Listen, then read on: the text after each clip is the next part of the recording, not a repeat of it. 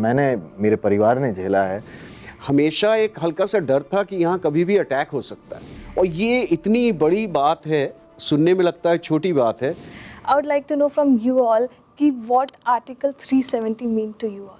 Article 370 जो basic film है वो तो हम सब ने देखी है, बहुत अच्छी बनी है, पर आर्टिकल 370 एक इतना ज़्यादा अहम मुद्दा है इस देश के लिए जिसको सुलझाना बहुत ज़रूरी था। और वो बहुत सारे लोग, कश्मीर के लोग ये समझ नहीं पाते थे कि ये इसकी वजह से, आर्टिकल 370 की वजह से उनकी जो प्रोग्रेस है वो नहीं हो पा रही है। कुछ लोग उनको गलत समझा रहे थे।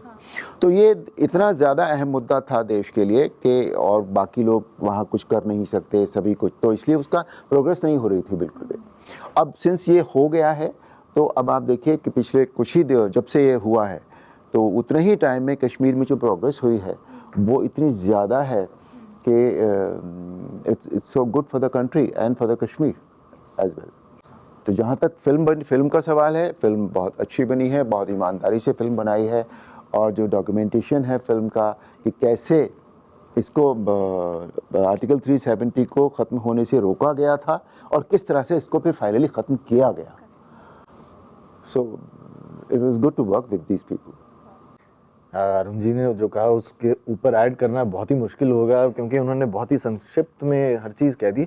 मैं सिर्फ एक पर्सनल एक्सपीरियंस बता सकता हूँ, क्योंकि मैं कश्मीर से हूँ, कश्मीरी पंडित हूँ। तो I have been party to के किस तरह से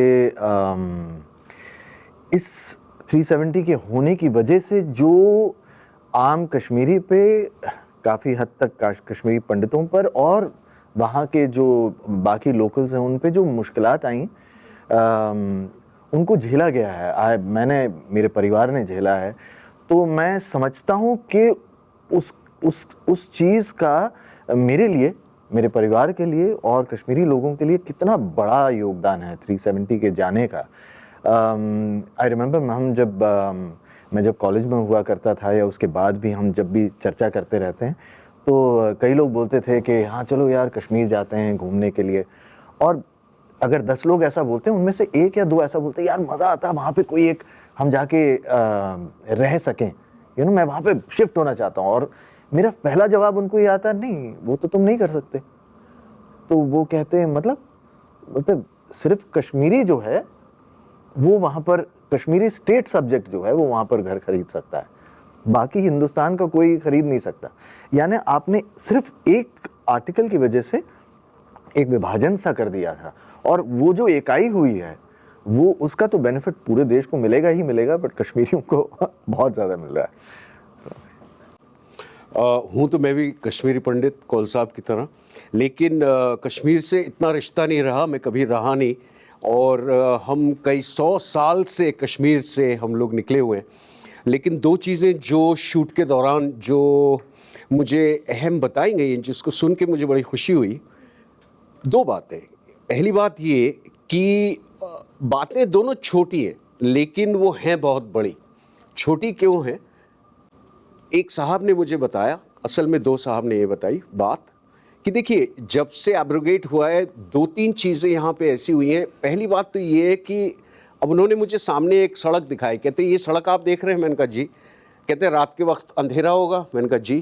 कहते पहले ज़माने में यहाँ पे रोशनी ही नहीं थी कोई, अब रोशनी लग गई है, अब लैंप लग गया है। तो अब मैं मर्द हूँ लेकिन मुझे भी कोई भय नहीं है वहाँ जाने में। तो एक सिंपल चीज़ है कि स्ट्रीट लाइटिंग हो गई है। स्ट्रीट लाइटिंग की वजह से जो है एरियाज़ जो हैं वो उजागर हो गए और आपको एक सेफ्टी सिक्योरिटी महसूस होती है, चाहे आप लड़की हो, चाहे आप लेडी हो, चाहे आप मर्द हो। मर्दों को भी डर था उस ज़माने में, दूसरी बात ये कही गई कि देखिए हम श्रीनगर में रहते हैं और पहले हमें हमेशा एक हल्का सा डर था कि यहाँ कभी भी अटैक हो सकता है, तो अब हमें एक इत्मीनान सा है कि अब कोई अटैक नहीं होगा। और ये इतनी बड़ी बात है, सुनने में लगता है छोटी बात है, लेकिन अगर आपके दिल में भय है कि मेरा बच्चा स्कूल जा रहा है, वो लौटेगा कि नहीं लौटेगा, और एक ऐसा ज़माना आता है कि आपको भय नहीं है, तो ये तो बहुत बड़ी बात है। ये सुनने में छोटी लगती है। बिल्कुल सर, बिल्कुल।